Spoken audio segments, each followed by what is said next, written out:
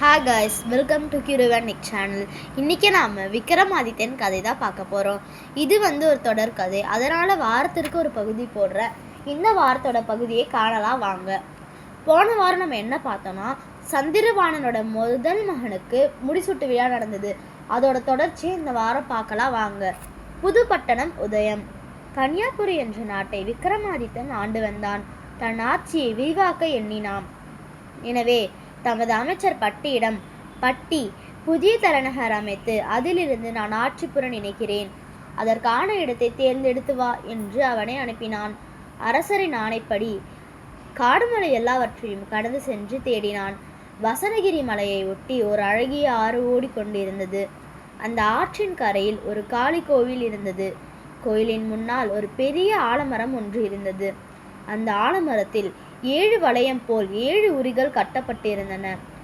பட்டில் அந்த ஆற்றில் நீராடிவிட்டு காளி கோயிலுக்கு சென்று வழிபட்டான்.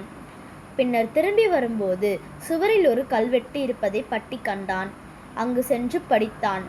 அந்த கல்வெட்டில் இந்த ஆற்றில் நீராடிவிட்டு அருகில் இருக்கும் ஆலமரத்தில் ஏறி அங்கு கட்டப்பட்டிருக்கும் 7 உரிகளையும் ஒரே வெட்டில் வெட்டி வீழ்த்தி ஆற்றின் நடுவே உள்ள வேல்முனையில் எவன் ஒருவன் பாய்கிறானோ அப்படிப்பட்ட மாவீரனின் முன்பு காளிதேவி தோன்றுவாள்.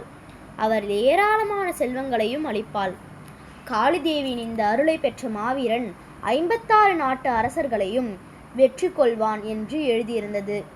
கல்வெட்டு செய்தியை படித்த பட்டி உடனே தன் நகரத்திற்கு சென்று விக்ரமாதித்தனிடம் சொன்னான். செய்தியை கேட்ட விக்ரமாதித்தன் பட்டியுடன் புறப்பட்டு அவ்விடத்திற்கு சென்றான். கல்வெட்டு செய்தியின்படி முதலில் ஆற்றில் இறங்கி நீராடினான். பின்னர் ஆலமரத்தில் வளையமாக கட்டப்பட்டுள்ள உரிகளையும் அவற்றின் கயிறுகளையும் பார்த்தான்.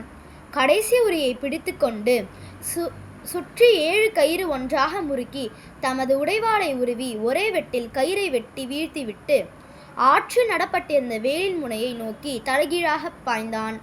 அடுத்த கணம் காளிதேவி அவன் முன்னால் தோன்றி, விக்ரமாதித்தா, உன் மன உறுதியையும் மதிநுட்பத்தையும் மெச்சி மகிழ்ந்தேன்.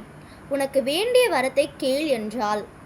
அம்மா தாயை, இந்த இடத்தையே என் தலைநகராக்கி உலகம் முழுவதையும் ஆட்சி செய்ய அருள் புரிய வேண்டும் என்று வேண்டிக் கொண்டான்.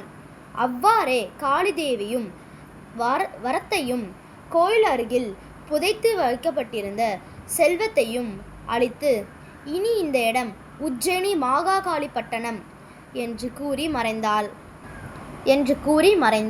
காளிதேவியின் அருளால் பட்டணத்தை உருவாக்கி பட்டியை முதலமைச்சனாக்கி சீரும் சிறப்புமாக ஆட்சி செய்தான். 56 தேசத்து மன்னர்கள் விக்ரமாதித்தனுக்கு அடிபடைந்து கப்பம் செலுத்தி வாழ்ந்தார்கள். Bye guys, please and like and subscribe.